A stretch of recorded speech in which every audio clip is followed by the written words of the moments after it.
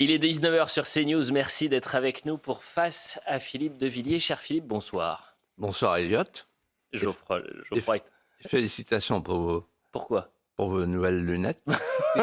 Petites lunettes rocardiennes. Ah bah écoutez, vous avez des références. Et bonjour Geoffroy. Et félicitations pour votre couple. Ouais. Vous savez que...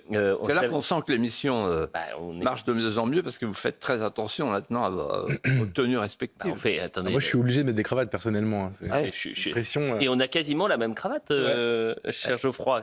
On s'est appelé. On n'a pas encore le même coiffeur. Je préfère pas aller vers le sien. Bon, Philippe, je ne l'ai pas entre les mains. Vous savez pourquoi? Parce que je l'ai mis dans une sorte de coffre-fort. Un trésor que seuls très peu de Français ont. Populicide. Et j'ai commencé à le lire, notamment cette semaine dans le train.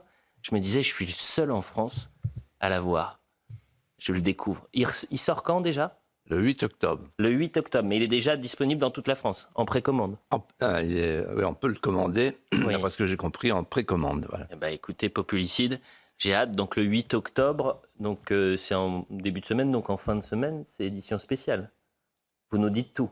C'est à vous de voir. J'ai réfléchi. Philippe de Villiers, vous avez voulu commencer par cette décision historique. Je la rappelle, la justice, en première instance, a décidé de condamner à 5 ans de prison ferme avec mandat de dépôt différé et exécution provisoire le président de la République, Nicolas Sarkozy. 3 des 4 chefs d'inculpation ont été pourtant balayés. Pas de financement illégal de campagne, pas de pacte de corruption, pas d'enrichissement personnel, mais coupable pour le tribunal correctionnel de corruption. Donc, dans l'affaire libyenne, d'association de malfaiteurs. Je vous propose d'écouter Nicolas Sarkozy, c'était au sortir de la décision de justice. C'est passé aujourd'hui dans cette salle du tribunal correctionnel de Paris et d'une gravité extrême pour l'état de droit, pour la confiance qu'on peut avoir pour la justice. Plus de 10 ans d'enquête, des millions d'euros dépensés pour trouver un financement libyen dont le tribunal correctionnel vient de dire qu'il n'a pas pu, et pour cause, être trouvé dans ma campagne. Geoffroy Lejeune. Philippe, quel regard portez-vous sur la condamnation de Nicolas Sarkozy? D'abord, vous venez de voir l'image. L'image, elle est éloquente. Nicolas Sarkozy sort de la salle d'audience. Il vient d'apprendre il y a quelques secondes qu'il est condamné à la prison.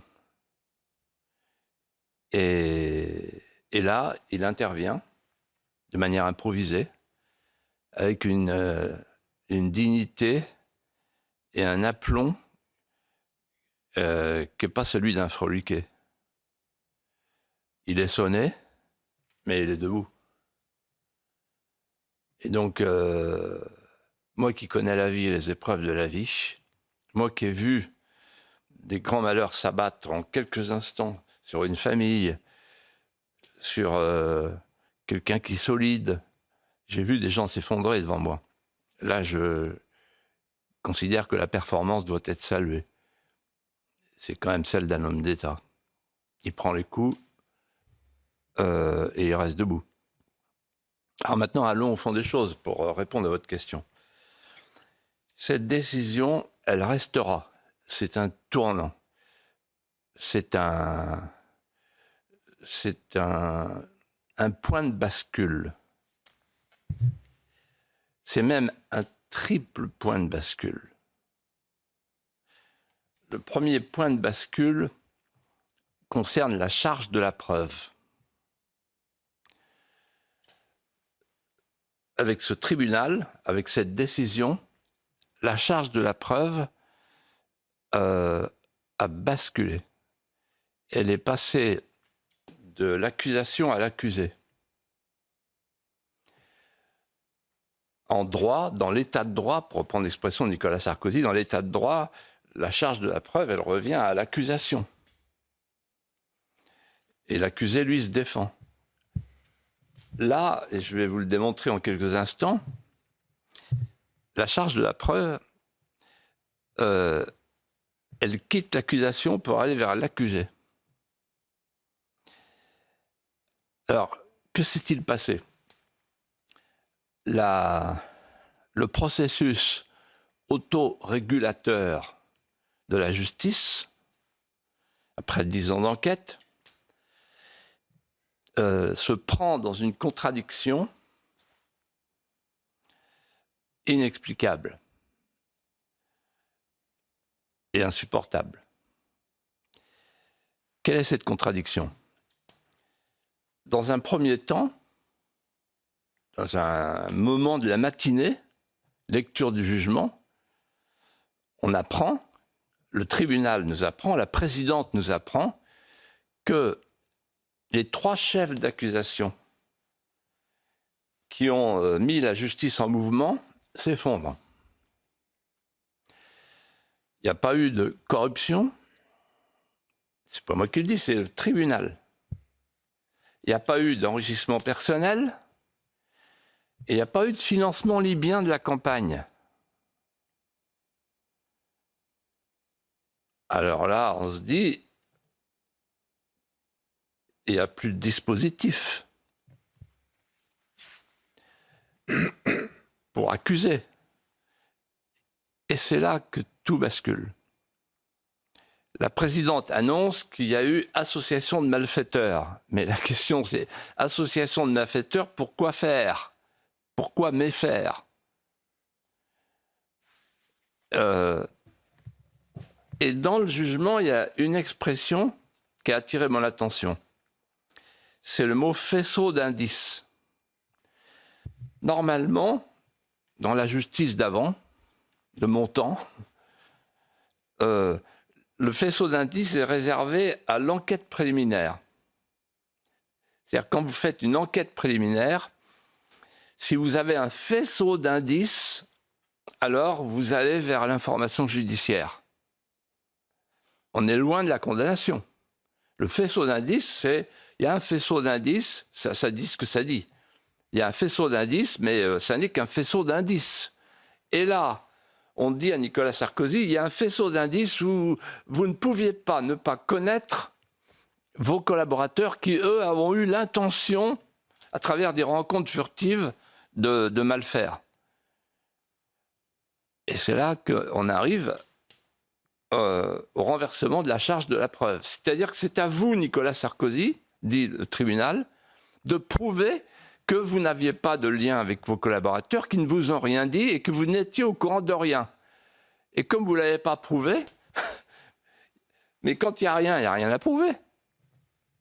Donc c'est hallucinant. Renversement de la charge de la preuve. On est aux États-Unis. C'est la justice américaine. C'est comme ça aux États-Unis. Il y a 2 récits contradictoires qui se heurtent l'un à l'autre et puis il y en a un qui gagne, avec des juges élus. Deuxième point de bascule, j'ai dit 3 points de bascule. Le deuxième point de bascule est encore plus important. C'est l'exécution provisoire. Pourquoi c'est encore plus important? Parce que c'est la fin pour les hommes politiques qui n'ont pas encore très bien saisi ce qui est en train de se passer, à mon avis. Parce que ça va arriver à tout le monde. Et j'expliquerai pourquoi après. Ce deuxième point de bascule, donc l'exécution provisoire, ça veut dire que l'homme politique n'a plus droit au double degré de juridiction. Le double degré de juridiction, ça veut dire qu'on n'est pas condamné tant qu'on n'a pas épuisé toutes les voies de recours. Et que tant que la condamnation n'est pas définitive. Or là, ils ont inventé un truc pour les hommes politiques, les juges. On l'a vu avec Marine Le Pen, on le voit avec Nicolas Sarkozy, et c'est que le début, maintenant ça fait jurisprudence. L'exécution provisoire, ça consiste à dire, je vous condamne dès maintenant, en première instance, puis après on verra. De telle sorte que Nicolas Sarkozy, condamné à la prison, va se présenter à l'appel avec des menottes. Ambiance. Or, ayant été parlementaire, je vois très bien l'esprit de l'exécution provisoire, l'esprit de la loi, l'esprit des parlementaires quand ils ont fait cette loi. C'était pour éviter 2 choses. le renouvellement des faits. Par exemple, quelqu'un qui gifle sa compagne, on évite qu'il la regifle, donc exécution provisoire. Vous n'aurez pas le droit de la revoir, etc. Et deuxièmement, le risque de fuite. Donc, la présidente du tribunal, qui, entre parenthèses, est la juge qui s'est occupée du dossier Fillon, je dis ça au hasard, elle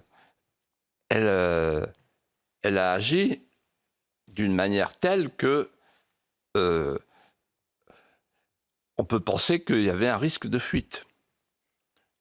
Nicolas Sarkozy aurait pu fuir en Patagonie, mais Jean Raspail est mort. Mais il aurait pu fuir chez Poutine. Ah, c'est curieux que ça ne soit pas encore arrivé. Sarkozy chez Poutine. Et là, ça permettait d'en remettre une couche. Il y a les drones, et il y a aussi Sarkozy chez Poutine. Bon, voilà, ça ne tient pas debout. Sarkozy s'est toujours présenté, depuis qu'il est poursuivi par la justice, à chaque moment où il a été en difficulté avec la justice, il s'est présenté. Donc, il respecte la loi française. Mais il y a un troisième point de bascule qui n'a pas été relevé et que je voudrais relever, Eliott, je crois. C'est Mediapart. Le troisième point de bascule, c'est qu'il y a désormais une immunité, une impunité pour les faux, à condition qu'ils viennent des médias agréés. C'est-à-dire que la juge a dit qu'il y a eu un faux. Toute la construction, qui a duré quand même 10 ans, de Mediapart, c'était un faux. Le document était faux, c'est pas moi qui le dis, c'est la juge. On s'aperçoit au bout de 10 ans que la sédimentation des enquêtes, avec tout ce que ça a coûté au contribuable français, c'était construit sur des fondations qui étaient fausses. Le document était faux. Et on a Sandrine Rousseau qui dit « Ah, heureusement qu'il y a Mediapart ». Ils ne sont même pas poursuivis. Donc, en fait, n'importe qui fait des faux en écriture, n'importe quel fonctionnaire, il est poursuivi. Et c'est grave, un faux. Mais là, c'est un faux qui a entraîné la prison pour un ancien président de la République et il est impuni. Il y a une immunité judiciaire, une immunité juridictionnelle pour Mediapart et pour la presse, à condition que la presse, évidemment, appartienne au camp du bien. Voilà. C'est un triple point de bascule. L'immunité pour tous ceux qui accusent, qui insinuent, qui calomnient et qui finalement fixent au sol les hommes politiques. Vous savez, quand je vois la réaction des hommes politiques, là, sauf exception, il y a François-Xavier Bellamy qui a réagi de manière nette, claire, mais les autres, faux mecs sous le grillage du radar. On a quoi? Les hommes politiques. Alors c'est ça que les juges veulent. Ils veulent des hommes politiques comme ça, c'est-à-dire des produits de grande surface, des yaourts, le fond près du couvercle, crémeux à cœur, qui enchaînent les communiqués insipides et qui laissent la France couler avec simplement une petite complainte préélectorale. Vous vous rendez compte où on en est?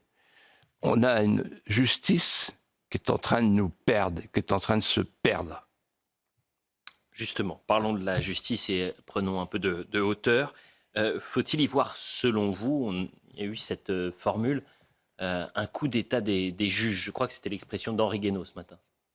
Il a raison. Henri Guénaud, comme d'habitude, toujours aussi brillant et scrupuleux dans sa logique. Alors, en fait, on assiste à ce que je qualifierais d'avènement du messianisme judiciaire. Les juges ont pris le pouvoir et on a la République des juges. L'expression convient à la situation. On a la République des juges, c'est-à-dire qu'en fait, nous sommes devant une double inversion morale, un double renversement. Le premier renversement, la première inversion morale, concerne la relation entre le politique et le juge. Quand on connaît l'histoire de France, depuis Saint-Louis, il y a une méfiance du politique pour le juge. Il suffit de se souvenir du conflit qui a précédé la Fronde, ou qui a suivi la Fronde, entre Louis XIV et le Parlement. Et d'ailleurs, ce sont les parlements qui ont provoqué la Révolution française. À un moment donné, le juge ne se contente pas d'avoir la toge et l'hermine à ses pieds, il veut le pouvoir. Voilà. On commence par les remontrances et ensuite on fait la Révolution. Alors, première inversion, premier bouleversement, premier renversement, donc le politique et le prétoire. En fait, la puissance tribunicienne, comme on disait à Rome, la puissance tribunicienne quitte le politique et va au prétoire. C'est le prétoire qui désormais commande. C'est-à-dire qu'on assiste, à travers le procès de Marine Le Pen et le procès de Nicolas Sarkozy, à un double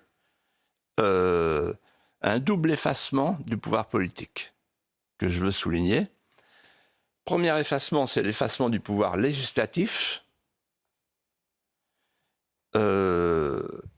puisque c'est le juge désormais qui définit ce que doit être le travail des assistants parlementaires. Vous, ça vous dit rien parce que vous êtes jeune, mais moi, quand j'étais parlementaire, dans les années 80, avec le président Chaban-Delmas, s'il y avait des juges qui avaient frappé à la porte pour faire des perquisitions, ils se faisaient mettre dehors, parce qu'il y a une immunité.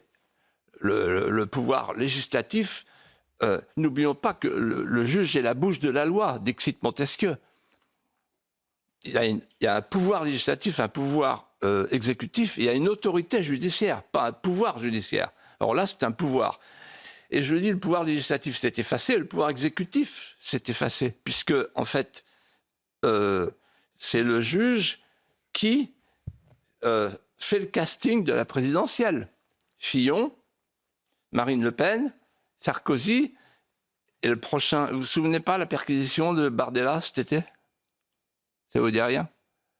Vous allez voir que l'histoire va ressortir avec le parquet national financier quand le moment sera venu. Voilà. Donc, en fait, les juges sont les chats qui s'amusent avec la petite souris. La petite souris, c'est le politique. Le pouvoir législatif, le pouvoir exécutif sont maintenant des pouvoirs secondaires. C'est les juges qui commandent. Ça, c'est la première inversion. Et la deuxième inversion, qui est encore plus grave, c'est le changement de la hiérarchie de la barbarie. Aujourd'hui, le logeur des terroristes du Bataclan, 4 ans de prison seulement, moins que Nicolas Sarkozy. En fait, les juges appliquent la harangue de Baudot, dont je parle souvent ici. La harangue de Baudot qui dit « Soyez partiaux, choisissez la femme contre le mari, choisissez le délinquant contre l'innocent, parce que pour la harangue de Baudot, pour les juges, pour le syndicat de la magistrature, pour la magistrature actuelle, le criminel n'est pas vraiment un criminel, c'est la société qui est coupable. C'est elle qui est coupable, pas le criminel, pas le délinquant. En revanche, dès que vous avez quelqu'un de célèbre ou de puissant, type Depardieu ou Sarkozy, là on tape. Selon que vous serez puissant ou misérable, etc. Les jugements du cours seront blancs ou noirs. Bon, eh ben, on est dans une inversion. Et donc, il est quelqu'un de connu, Nicolas Sarkozy, donc on le frappe. Cette justice, elle est dévoyée. J'étais sur le mur des cons, aux côtés de Nicolas Sarkozy. Vous savez, le mur des cons qui était le tableau de chasse du syndicat de la magistrature dans les locaux, dans un couloir, je m'en souviens très bien. Il y avait aussi le papa d'une jeune fille qui a été assassinée dans le métro, etc. Donc il y avait un tableau de chasse avec des cibles. Et on est passé du mur des cons à la collection de scalps. Philippe de Villiers, on revient dans un instant. Et on continue évidemment de parler des grands moments de la semaine. Et parmi ces grands moments, c'est la déclaration de Donald Trump à la tribune de l'ONU, qui alerte sur la question migratoire. La légende dit qu'il lui avait envoyé la pétition. Vous me direz si c'est vrai. À tout de suite.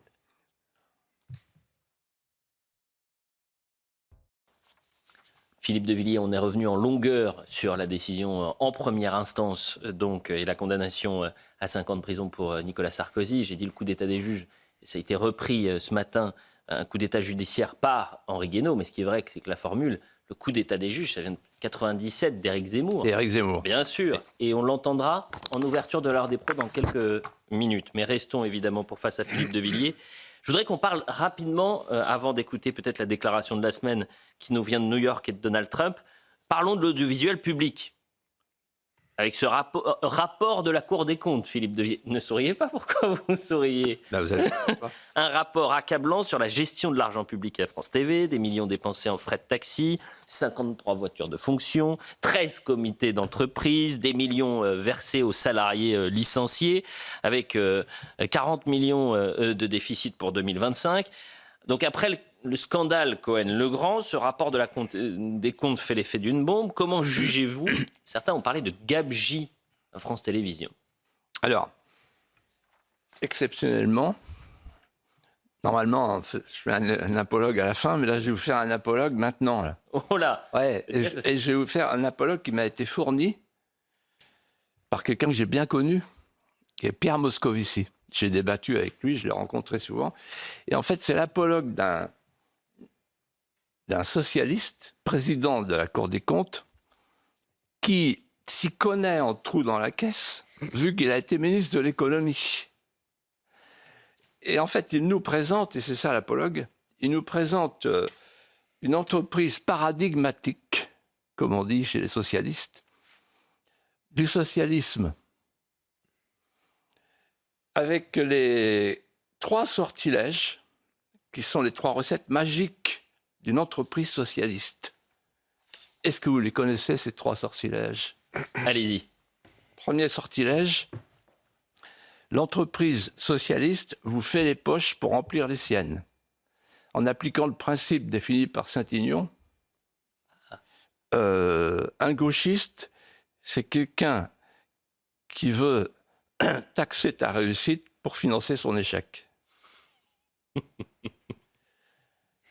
Deuxièmement, une entreprise socialiste, c'est une entreprise qui tient un discours anti-privilège, qui verse des larmes sur les pauvres et qui se verse des salaires de nabab.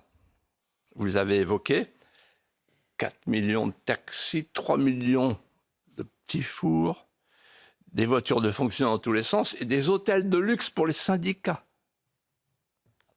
Quand on dit qu'on peut faire des économies, monsieur Lecornu, là, vous avez une poire pour la soif. Et troisièmement, c'est ma conclusion de l'apologue de Moscovici. Troisièmement, sous le contrôle scrupuleux, vétilleux, professionnel de l'Arcom, dont on connaît la neutralité, l'esprit d'objectivité, une entreprise socialiste de communication, c'est une entreprise qui veille à l'équilibre des temps de parole, au pluralisme, à l'équilibre des temps de parole de l'arc républicain. Et donc, l'équilibre des temps de parole entre la gauche, l'ultra-gauche et l'extrême-gauche. Et la question que je pose à la fin, c'est une devinette. Aux téléspectateurs, aux auditeurs d'Europe 1 et à vous-même. Combien de fois ai-je été invité depuis 15 ans par France Télévisions? J'ai la réponse. Hein. Par France 2. France 2. Oui. 15 ans? Oui. C'est une bonne question, ça. On doit y répondre maintenant ou on peut attendre? On demande... Je vais vous donner la réponse. France 2, c'est 0. Alors, 0 fois. 0 fois. En revanche, j'ai été victime de compléments d'enquête et le mec qui arrive à complément d'enquête, qui voulait me rencontrer, me dit « De toute façon, on est là pour vous tuer ». En fait, il voulait tuer le Puy du Fou. Ils ne l'ont pas tué d'ailleurs. C'est-à-dire ils veulent tuer ce qui marche. Voilà où on en est. Vous avez dit ça les yeux dans les yeux. Et oui. On en perd le sourire. Philippe de Villiers, parlons à présent de Donald Trump, de cette déclaration à la tribune de l'ONU à New York. Alors je disais, légende, Saint-Ignace. Est-ce que vous avez envoyé la pétition? Vous avez tutoyé les 2 millions de signataires revendiqués. Quasiment à 2 millions de signataires pour la pétition citoyenne que vous allez lancer il y a plus de 2 semaines désormais. Donc pour un référendum sur la question migratoire, je crois. Vous savez à quoi on mesure le succès de la pétition? Non, allez-y. À l'acharnement d'en face. Ah bah, C'est la panique partout. Tout.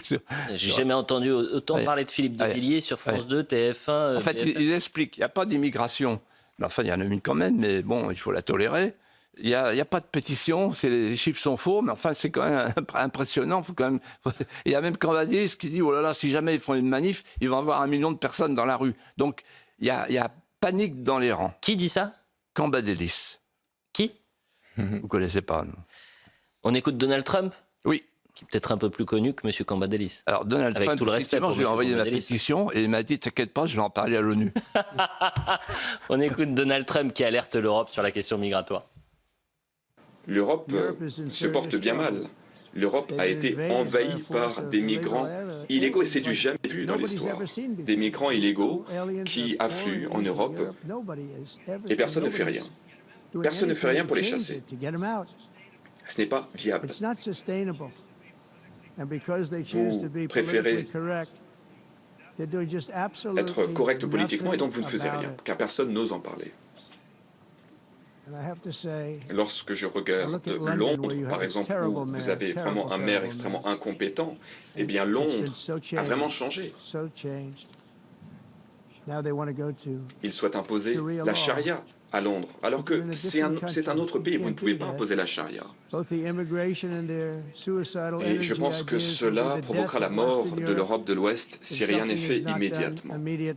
Lorsque vos prisons sont remplies de soi-disant demandeurs d'asile, qui vraiment, alors qu'on leur a ouvert la porte, se livrent à la criminalité, eh bien, il faut mettre un terme à la politique des frontières ouvertes. Et je peux vous le dire, moi je sais comment fermer les frontières.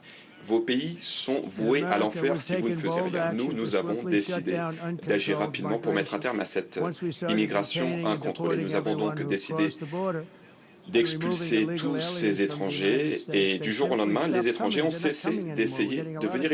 Ils ne viennent plus aux États-Unis. Geoffroy Lejeune. J'ai pensé à vous, Philippe, en entendant Donald Trump, parce que c'est quasiment du plagiat, là. C'est le plagiat du texte de la pétition. Qu'avez-vous pensé de ce discours? Remarquable. Je pense que ce discours marquera. Là encore, c'est un tournant. Il pointe du doigt la triple menace sur l'Europe, que je développe en quelques phrases.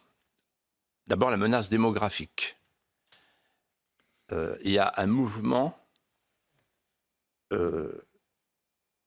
qui vient, qui est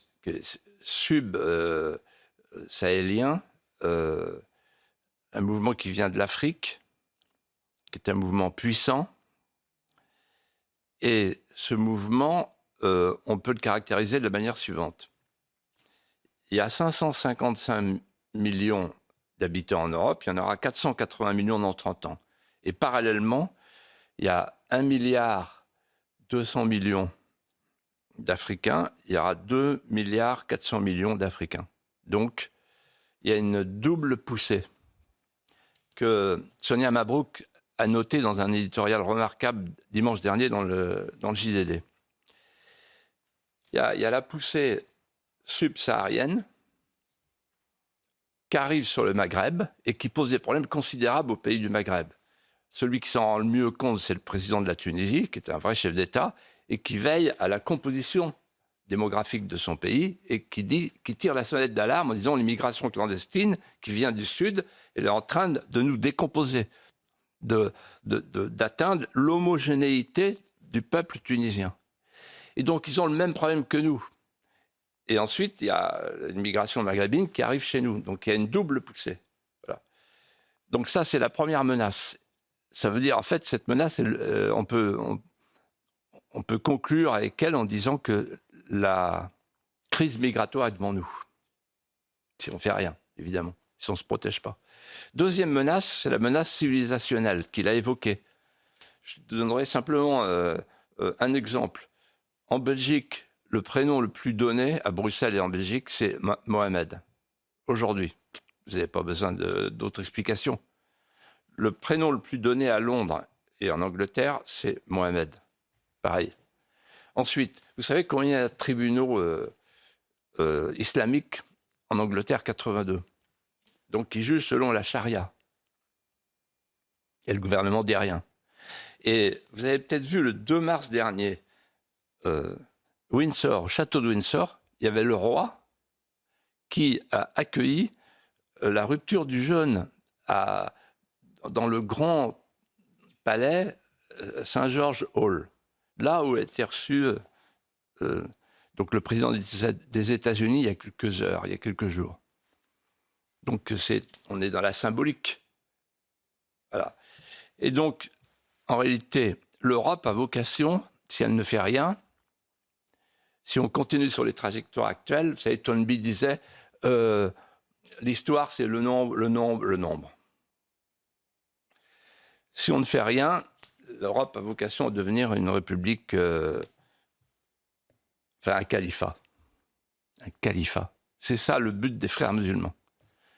Et la troisième menace, elle est politique. Pourquoi elle est politique? Parce que vous vous dites peut-être, les téléspectateurs et les auditeurs se disent peut-être, oui, mais à la fin, l'Europe, elle fait ce qu'elle peut, le pacte asile-immigration. C'est exactement l'inverse. L'Europe organise le flot, le flux. L'Europe, elle veut l'immigration. Et ça, on ne le sait pas en France. On ne le voit pas. Parce que les hommes politiques mentent. Cette Europe, elle est en train de nous tuer. C'est une broyeuse. Je vous donne un exemple. La Commission européenne de Bruxelles, elle multiplie les rapports sur le sujet de l'immigration. J'en ai lu 2, là, hier. Le rapport Migration et Intégration. Il prévoit que l'Europe recevra d'ici 2040 1,2 million à 1,5 million à 2 millions de migrants supplémentaires par an. Et un autre rapport qui s'appelle Demographic Outlook,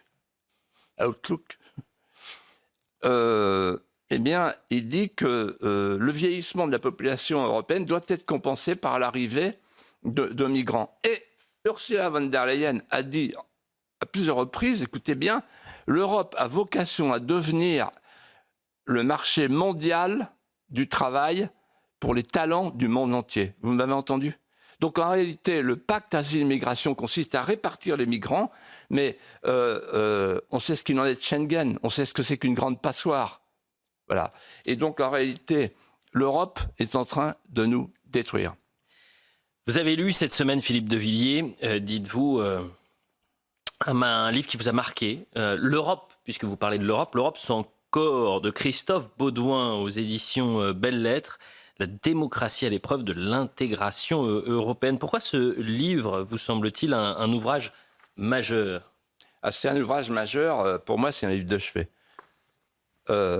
C'est exceptionnel. Il dit tout de ce qui se passe. Il raconte comment on est passé d'une Europe avec un corps physique, un corps politique, à une Europe avec un corpus juridique. C'est-à-dire l'Europe ne se définit plus comme un corps politique, un corps physique. Elle se définit comme un corpus juridique de l'Europe des droits de l'homme, donc ouverte au monde entier. D'ailleurs, les élargissements vont le prouver. Il n'y a plus de territoire européen. On est dans l'abstraction. L'état de droit. Deuxièmement, il raconte comment on passe du gouvernement à la gouvernance. C'est très intéressant. La polysynodie des conseils. Et enfin, il raconte comment on est passé d'une société des nations, d'un État, d'une Europe des nations, un concours de nations, une harmonie entre les nations, à une société des individus, l'européen global. Voilà. Et en fait, Christophe Baudouin est un esprit brillant. visionnaire qui a compris ce qui est en train de se passer. L'Europe, elle est complètement décalée. Pourquoi ? Parce que c'est le retour de la frontière dans le monde entier. Parce que c'est le retour de la nation dans le monde entier.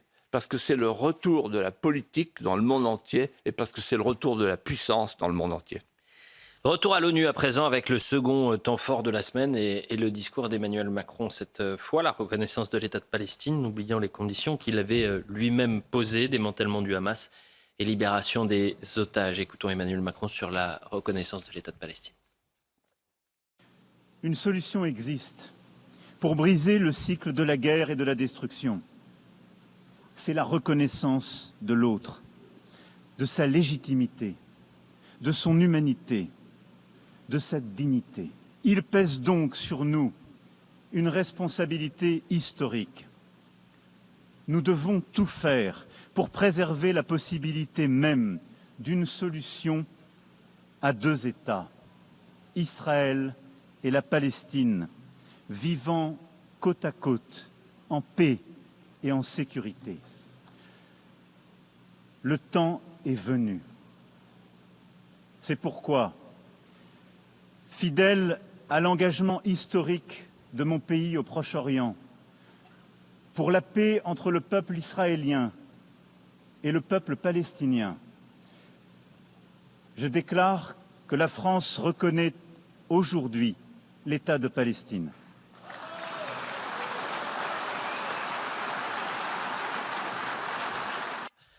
Geoffroy Lejeune. Vous venez de parler, en concluant votre dernière intervention, de puissance, Philippe. Est-ce que, selon vous, la France est encore une grande puissance ? Avec les images qu'on voit, non. Alors, d'abord, pour répondre à votre question, j'évoquerai un souvenir personnel qui me revient à l'instant. J'étais sous-préfet de Vendôme. Je suis invité à dîner à Auton, la propriété du président de la République, Valéry Giscard d'Estaing, qui était mon administré. Il était dans mon arrondissement. C'était impressionnant pour moi. Et là, on parle de l'effacement de la France. Et il me dit, oui, mais vous avez un rêve imaginaire, la grande France, etc. Mais Philippe, regardez la démographie. La France ne pèse plus que 1% de la démographie mondiale. La France est une puissance moyenne. Et là, cette phrase m'est restée. Je me suis dit, la France est une puissance moyenne. Donc, il confond la taille et la grandeur. Et plus tard, il a dit à ses collaborateurs, il faut sortir la France de l'histoire pour l'abriter du tragique, pour l'abriter du malheur. Voilà. À partir de Giscard, la France ne se regarde plus comme une grande puissance. Mais tout a changé depuis. Depuis quelques mois, tout a changé. C'est-à-dire qu'en fait, nous sommes entrés dans un post-monde qui succède au nouveau monde devenu l'ancien monde. Et il y a 3 phénomènes qui sont intervenus. Le premier phénomène qui est intervenu, c'est le retour des logiques de puissance. C'est un retour à un monde néo-westphalien, comme aurait dit Kissinger. C'est-à-dire que vous avez les Turcs qui rêvent de l'Empire ottoman, vous avez les Iraniens qui rêvent de l'Empire perse, vous avez les Russes qui rêvent de l'accès aux mers chaudes et vous avez les Chinois qui rêvent de l'Empire du Milieu. Deuxième phénomène, l'abîme démographique qui sépare le Nord et le Sud. Le Sud fait des enfants, le Nord fait plus d'enfants. Comme disait Pierre Chonu, l'histoire, c'est la démographie. Et troisième phénomène, l'effondrement du système institutionnel. L'ONU, l'OMC, la CPI, etc., n'ont plus de dimension prescriptive. On n'obéit plus à ces organisations-là. Et la tectonique des plaques se déplace au Sud, avec le Sud global, avec les BRICS, qui aspirent à un nouvel ordre mondial. Face à cela, que devient la France ? On va faire un tour du monde en quelques instants. On regarde à l'ouest. La France n'est plus la puissance tutélaire des Américains, des États-Unis, comme du temps des Cincinnati, Charette, Lafayette, l'amiral de Buor, etc., du temps où on rendait des services contre l'Angleterre, puissance tutélaire. On n'est plus la puissance alliée en 14, en 40. On n'est plus la puissance protégée de l'OTAN. Les Français ne sont plus des protégés, nous sommes devenus des consommables. Voilà pour l'Amérique. À l'Est, on a abandonné l'idée du général de Gaulle, qui était enracinée dans une histoire magnifique. C'est le lien avec la Russie. De Gaulle disait il faut faire l'Europe de l'Atlantique à l'Oural. Maintenant, on a fait l'Europe de l'Atlantique à la Vistule. Et donc, on a rejeté la Russie avec cette guerre absurde. Qu'est-ce qu'on va faire en Ukraine entre deux peuples slaves? C'est nous qui avons provoqué cette guerre avec l'OTAN. On y reviendra. C'est l'OTAN qui a provoqué cette guerre parce que c'est l'application du principe du docteur Brzezinski qui disait il faut séparer l'Europe en deux. Il ne faut surtout pas qu'il y ait la grande Europe. Parce que pour l'Amérique, ce n'était pas bien. Qu'est-ce qu'on a fait? On a poussé la Russie dans l'Eurasie. Paul Valéry disait l'Europe, c'est le petit cap de l'Eurasie. Il y a le petit cap, mais il n'y a plus l'Eurasie. La Russie est partie vers la Chine. Maintenant, on regarde du côté du Proche-Orient. Les images que vous avez montrées, bon, c'est ridicule. Il est ridicule. Voilà. Pourquoi il est ridicule, Macron? Parce qu'en fait, c'est le mauvais moment. Le coup des deux États, aujourd'hui, ça veut dire qu'en fait, on légitime le terrorisme. Il ne faut pas oublier que le pogrom du 7 octobre, vous savez comment les terroristes du Hamas appellent ce pogrom? Ils appellent ça la razzia bénie. Donc, vouloir remettre en selle le Hamas, il faut vraiment que ce président n'ait plus rien de cerveau. Et alors l'Afrique? Ah, l'Afrique. L'Afrique nous a abandonnés, l'Afrique nous a chassés. L'Afrique est... On a mis un ambassadeur pour le LGBT en Afrique. Vous imaginez en Afrique comment il a été reçu. Voilà. Donc l'Afrique nous méprise. On assiste à un mouvement décolonial et à un mouvement recolonial. Alors, je n'ai pas répondu à votre question. La France n'est plus une grande puissance, oui. Mais elle peut le redevenir. Pourquoi? Parce que la donne a changé. Pourquoi? Moi, j'ai bien observé les choses. Je ne suis pas diplomate, Dieu merci. Et donc, je me dis la chose suivante. La donne a changé parce que la puissance a changé de nature. Elle n'est plus liée à la taille, à la grandeur, à l'étendue. On n'est plus du temps de Vidal de la Blache, le grand géographe qui mettait des taches roses sur la map monde, ou du temps du taylorisme. Une usine qui marche et une usine qui est grande. Non, c'est plus ça.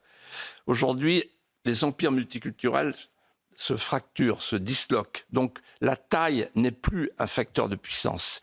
Au contraire, aujourd'hui, la puissance, elle est comparable à l'atome. C'est la combinaison contradictoire de l'infiniment petit et de l'infiniment puissant. Et pour peu que la France reprenne l'idée du plan REF allemand pour avoir la crédibilité économique dans un mouvement de redressement du pays, alors tout change et la France pourrait redevenir une grande puissance. Pour être une grande puissance, il faut être regardé comme une grande puissance. Quand vous êtes une grande puissance dans le regard des autres, c'est le premier pas. Et ce premier pas, il est là encore. Le monde entier regarde la France comme une puissance qui compte parce qu'il nous reste nos monuments, notre culture et malgré tout, la grandeur d'âme. Tout est perdu, tout est sauf. Jeudi 25 septembre, Philippe de Villiers s'est déroulé, et on passe à un autre sujet, la journée nationale d'hommage aux harkis pour saluer leur engagement au service de la France lors de la guerre d'Algérie entre 1954 et 1962. Pourquoi vouloir souhaiter dire un mot à harkis aujourd'hui? Parce que cette journée est importante. Moi, j'ai connu dans mon enfance les harkis. J'ai vécu douloureusement la guerre d'Algérie pour des raisons familiales. Mon père s'est battu pour les harkis. Et je m'adressais à eux pour leur dire ceci. Vous avez été sacrifiés des deux côtés.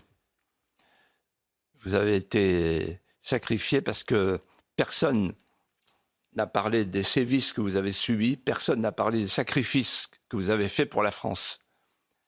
Vous avez tout donné pour la France, vous avez suivi des officiers français qui n'ont pas voulu vous abandonner, et vous êtes arrivés chez nous et on vous a mis dans des camps, la France. J'ai vu hier un film magnifique, poignant, bouleversant, le camp de Bias, en Lot-et-Garonne, les harkis savent de quoi je parle. Et on voit à quel point les Français harkis ont été mis à l'écart. Or, les Français harkis, les harkis français, les harkis sont les premiers Français, parce qu'ils ont souffert dans leur chair 2 fois. Ils ont été abandonnés 2 fois, ils ont été massacrés après les accords d'Évian par la barbarie du FLN, et la France ne les a pas reconnus. Et donc, moi, j'appelle le président de la République et le monde politique à reconnaître une fois pour toutes la faute, la responsabilité de la France dans cet abandon.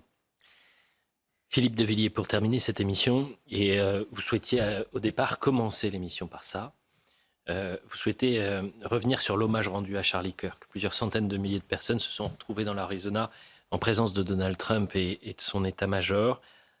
Charlie Kirk tué le 10 septembre dernier par un extrémiste de gauche, et vous souhaitez qu'on entende la parole non pas de Donald Trump, non pas des nombreuses personnes qui l'ont prise ce dimanche soir-là, mais la parole d'Erika, son épouse. That young man, on the cross, our Savior said,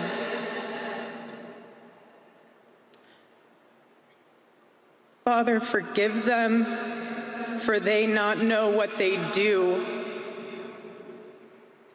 That man, that young man,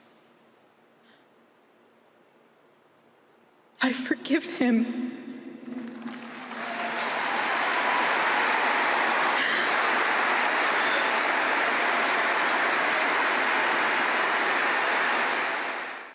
Geoffroy.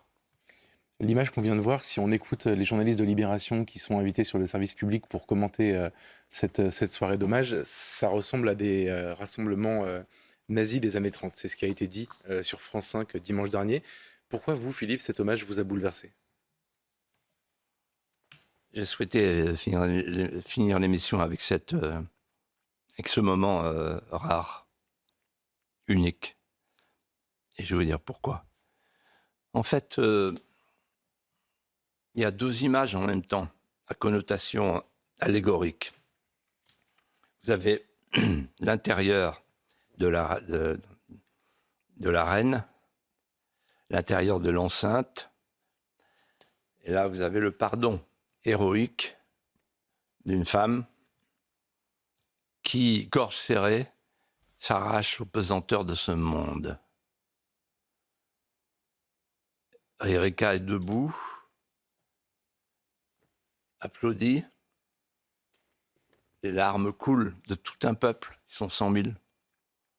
Et on a vraiment le sentiment que ces larmes viennent d'un ordre supérieur. Et puis, à l'extérieur de l'enceinte, vous y faites allusion, il y a le commentariat, des amertumes, des aigreurs.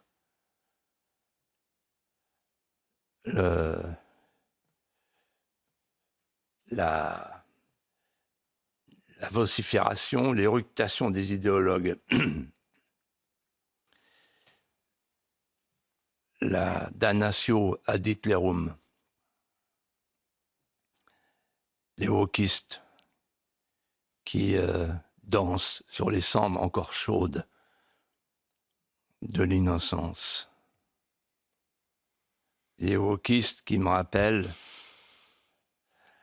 ce personnage hideux au bord du fleuve sanglant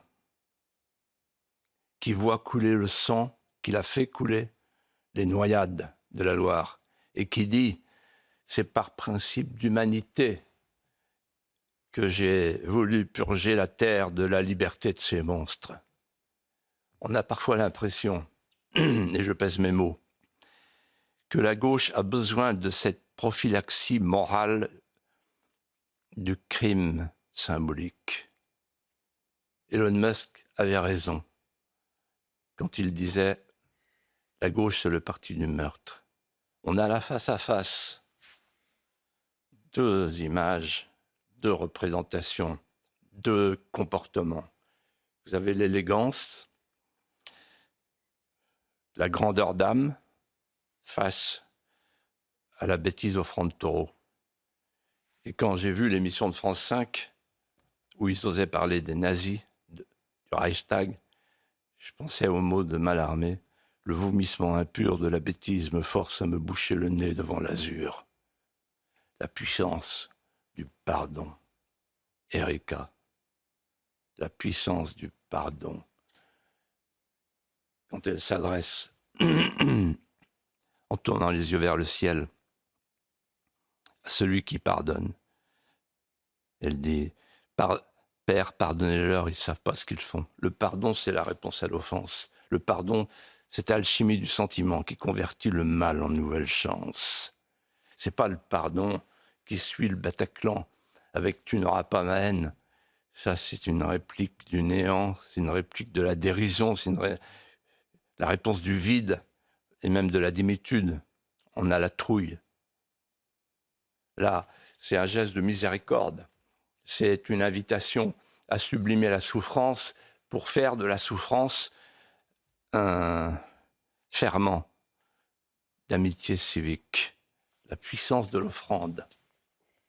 Cette femme dépose son fardeau au pied de la croix, puis elle se tourne vers le monde entier et elle dit « J'ai voulu offrir ma douleur pour que le monde aille mieux. » Magnifique exemple, magnifique illustration d'une âme pacifiée qui cherche à inscrire son petit geste dans la désescalade de la violence endémique.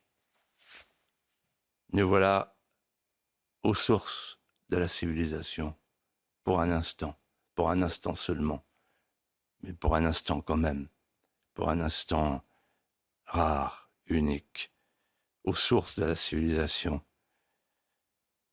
La civilisation, elle a commencé avec une femme au pied du Golgotha, la tête dans les mains. Une femme qui implore, qui déplore, une femme, une mère de déploration et de consolation, et qui murmure par-devers elle, tout est perdu, tout est sauf. Merci Philippe de Villiers. Merci pour cette émission, merci à vous Geoffroy Lejeune. On se retrouve évidemment la semaine prochaine, et dans un instant, pour l'heure des pros, il y aura une femme d'un grand courage, qui a eu le courage de prendre la parole et de dire ce qui m'est arrivé, ça ne doit plus arriver à une femme en France. C'est Claire Géronimi. Son bourreau a été condamné à 18 ans de prison et elle témoignera dans l'heure des pros à 20h30. On se retrouve la semaine prochaine. Un grand merci à tous les deux. L'info se poursuit sur CNews et restez avec nous. Dans un instant, c'est l'heure des pros.